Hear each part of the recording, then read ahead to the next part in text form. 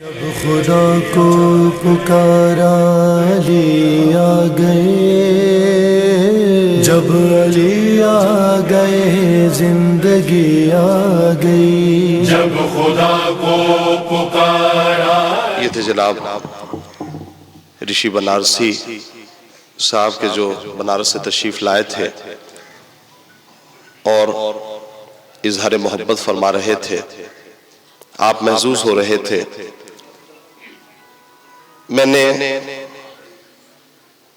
چہلم کے عنوان سے جو آیت آپ کی خدمت میں پڑھی تھی،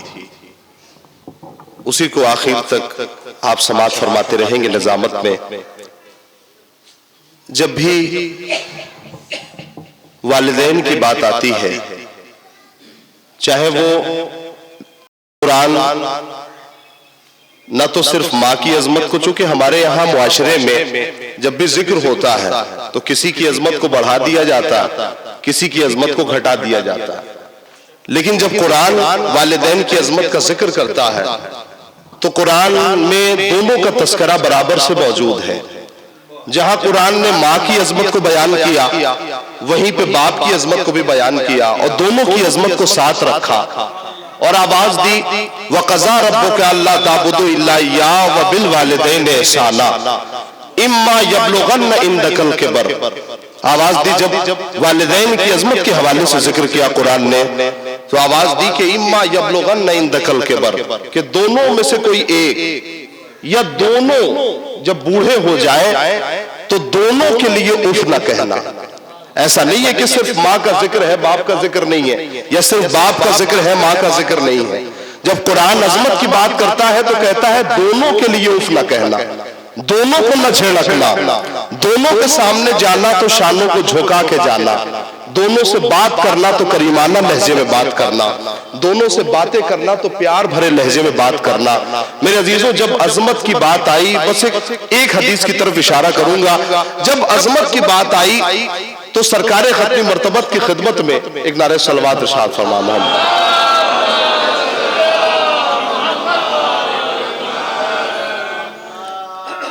ایک اور نعرہ صلوات ارشاد فرما۔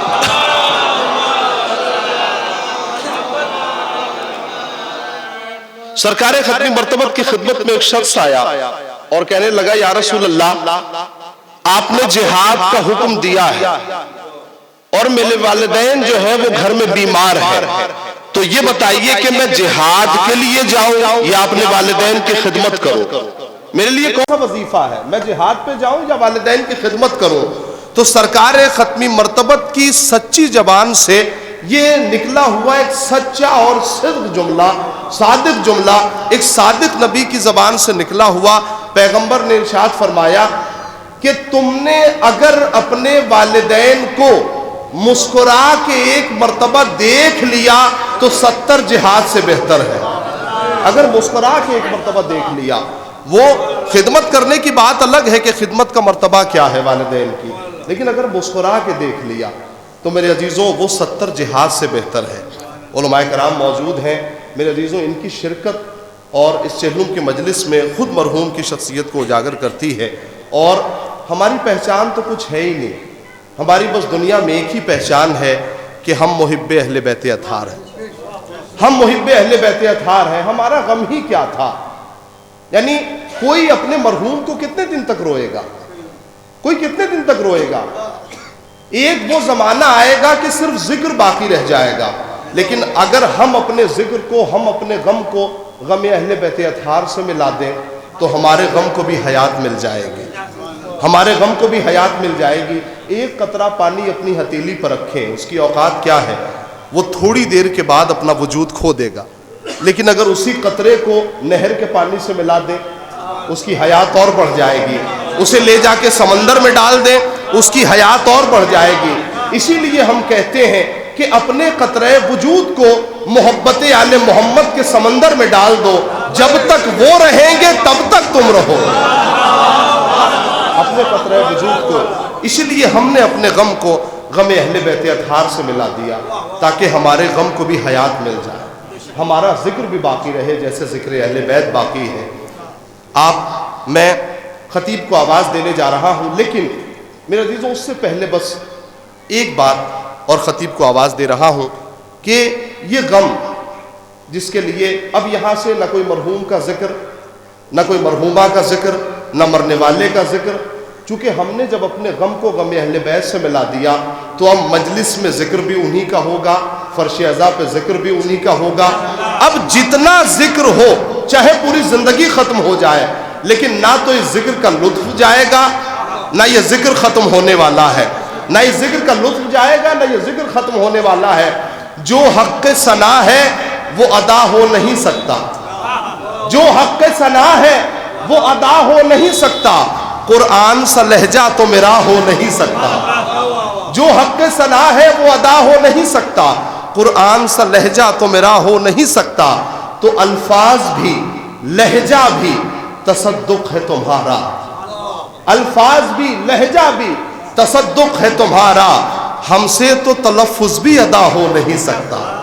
ہم سے تو تلفظ بھی ادا ہو نہیں سکتا۔ میرے عزیزوں، مرحوم کے لیے یہ فخر کی بات تھی کہ انہوں نے اپنی زندگی میں ایسے بچوں کو چھوڑا کہ جو بچے جب تک نیک عمل کرتے رہیں گے ثواب میں مرحوم بھی شامل ہے، ثواب میں علی رضا صاحب بھی شامل ہیں۔ میرے عزیزوں، اللہ انہیں بھی فراموش نہیں کرتا، اس لیے کہ انہوں نے اپنی زندگی کے بعد ایسا نایاب گوہر جو ہے وہ دنیا کے حوالے کیا کہ جب تک وہ اچھا عمل کرتا رہے گا ثواب میں وہ بھی شامل رہیں گے۔ جو حق ثنا ہے وہ ادا ہو نہیں سکتا، قرآن سے لہجہ تو میرا ہو نہیں سکتا، تو الفاظ بھی لہجہ بھی تصدق ہے تمہارا، ہم سے تو تلفظ بھی ادا ہو نہیں سکتا۔ جس لال کو پالے وہ عزادار ہو شہ کا، جس لال کو پالے وہ عزادار ہو شہ کا، ایک ماں کا شرف اس سے بڑا ہو نہیں سکتا، ایک ماں کا شرف اس سے بڑا ہو نہیں سکتا۔ میرے عزیزوں، چونکہ مجلس چہلم ہے اور خانوادے کے لیے بھی غم ہے، لیکن اس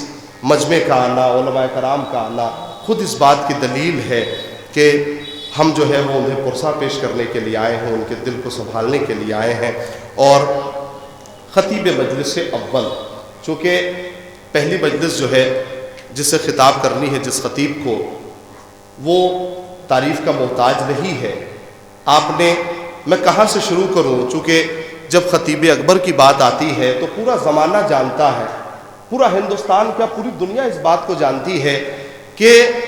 خطیب اکبر کے بعد اب کوئی خطیب اکبر پیدا ہی نہیں ہوا۔ اور مجھے نہیں معلوم، دیکھیے لوگ چلے جاتے ہیں، جگہ خالی رہ جاتی ہے، جگہ پہ لوگ آ کے بیٹھ تو جاتے ہیں۔ میر انیس کے جانے کے بعد ایسا نہیں ہے کہ مرثیہ نہیں ہوا، مرثیہ ہوا، لیکن وہ لطف نہیں آیا جو میر انیس کی زبان میں تھا، وہ لطف نہیں آیا جو میر انیس کی زبان میں تھا۔ تو میرے عزیزوں، ویسے ہی جناب خطیب اکبر مولانا مرزا اطہر صاحب قبلہ، انہیں کون فراموش کر سکتا ہے، سبھی کی زبان پہ ہیں، تر و تازہ ہیں، اور انہی کا عکس جو اس مجلس کو خطاب فرمائیں گے، پہلی مجلس کو خطاب فرمائیں گے، مولانا یعصوب عباس صاحب قبلہ، کون ان کی شخصیت کو نہیں جانتا، ایک اچھا بیان، سلجھا ہوا بیان، سلجھی ہوئی شخصیت۔ میں اس مجلس کے لیے گزارش کر رہا ہوں مولانا یعصوب عباس صاحب کی خدمت میں کہ وہ تشریف لائیں اور اپنے بیان سے سامعین کو جلا بخشیں، سامعین کے قلوب کو جلا بخشیں۔ آپ حضرات ان کے استقبال میں ایک باواز بلند نعرہ صلوات ہو۔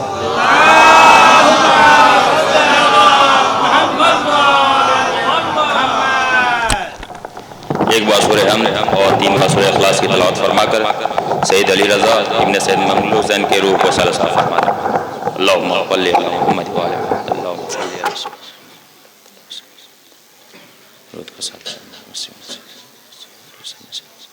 صلوات پڑھ دیں محمد و علی محمد۔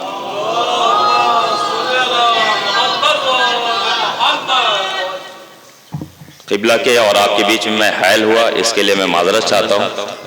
اور اس سے پہلے کہ قبلہ کے سماعت تقریر سے آپ محظوظ ہوں کہ آئے ہوئے علماء، اور واقعاً ہمارے والد صاحب علماء دوست ہیں، یہ سارا حسین آباد جانتا ہے کہ ان کی ایک خواہش تھی کہ مجلس کہیں بھی ہو، شادی کہیں بھی ہو، اگر کوئی مولانا آیا ہے تو ان کے گھر رکے، اور آج ان کی روح بھی یہاں پر ہوگی اور یہ دیکھ کر خوش ہو رہی ہوگی کہ ان کی مجلس میں اس قدر عالم آئے اور علماء آئے، ذاکرین آئے، شعراء آئے، اور واقعاً وہ محظوظ ہو رہے ہوں گے کہ ہم نے جو اس دنیا میں کیا اس کا اجر ہمارے جانے کے بعد بھی ملا۔ تو عزیزان محترم، مجھے زیادہ وقت نہیں لینا، بس میں شکر گزار ہوں مولانا حجت الاسلام خطیب مولانا یعصوب عباس صاحب قبلہ کا، جو شیعہ وقف بورڈ کے ترجمان بھی ہیں اور شیعہ پسند بورڈ کے ترجمان بھی ہیں، اور میں شکر گزار ہوں حجت الاسلام مولانا سید میثم زیدی صاحب قبلہ کا، اور میں شکر گزار ہوں حجت الاسلام مولانا سید محمد میاں صاحب قبلہ کا کہ اتنے دور سے تشریف لائیں، اور میں شکر گزار ہوں حجت الاسلام مولانا سید علی عباس صاحب قبلہ کا جو کہ بہار سے تشریف لائیں، اور میں شکر گزار ہوں حجت الاسلام مولانا سید تہذیب الحسن رضوی صاحب قبلہ کا کہ جو ان کی محبت ہے کہ کافی ان کی طبیعت خراب تھی، اس کے باوجود بھی تشریف لائے، اور میں شکر گزار ہوں حجت الاسلام مولانا سید شکیل احمد صاحب قبلہ کا کہ وہ کھجواں یعنی کہ گوپال پور سے تشریف لے کر آئے ہیں۔ میں شکر گزار ہوں حجت الاسلام مولانا شاہ یقین حیدر صاحب کا جو کہ کھجواں بہار سے تشریف لائے، اور میں شکر گزار ہوں حجت الاسلام مولانا جاوید اختر صاحب کا جو کہ ایک بہترین شاعر بھی ہیں، خطیب بھی ہیں، اور وہ تشریف لائیں، انشاءاللہ دوسری مجلس میں آپ انہیں سنیں گے۔ میں شکر گزار ہوں حجت اسلام مولانا سید محمد زکریا صاحب قبلہ کا کہ وہ تشریف لائے ہیں۔ میں شکر گزار ہوں سید قیصر عباس صاحب قبلہ کا، اور میں شکر گزار ہوں جو کہ ہمارے ناظم بھی ہیں، بہترین خطیب بھی ہیں، اور انہیں وقت بھی نہیں ہوتا ہے پھر بھی یہ تشریف لائے ہیں، مولانا سید سجاد حسین صاحب قبلہ کا۔ میں شکر گزار ہوں عنایت عباس صاحب کا کہ وہ بھی تشریف لائے ہیں اور ان سے بارہا ملاقات ایران عراق میں ہوتی رہتی ہے، اور میں شکر گزار ہوں مولانا قاظم صاحب قبلہ کا کہ جو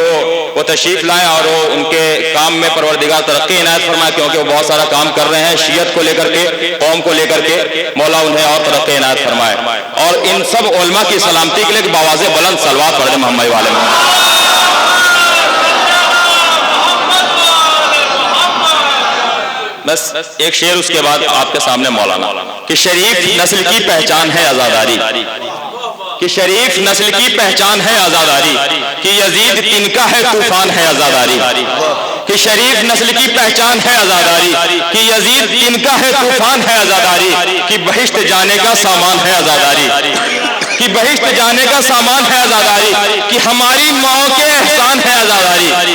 کہ ہماری ماؤں کے احسان ہے عزاداری، کہ حلال دودھ جنہیں ماؤں نے پلایا ہے انہوں نے پرچم عباس کو اٹھایا ہے، انہوں نے پرچم عباس کو اٹھایا ہے۔ عزیزان محترم، یہ حسین آباد کی ایسی بستی ہے جہاں تمام قوم کے لوگ ہوتے ہیں، ہندو بھی ہوتے ہیں، سنی بھی ہوتے ہیں، شیعہ بھی ہوتے ہیں، اور اس میں فرق نہیں محسوس ہوتا کہ کون سنی ہے کون شیعہ ہے، یہ محبت ہے یہاں کی، اور یہ محبت ہمیشہ قائم رہے۔ اور اسی بیچ میں آئیے ہمارے اور آپ کے بیچ مولانا مرزا یعصوب عباس صاحب قبلہ جو کہ خطیب اکبر کی ایک یادگار ہے، اور ان کی سلامتی کے لیے صلوات پڑھے، ہمارے آپ کے بیچ مولانا یعصوب عباس صاحب قبلہ۔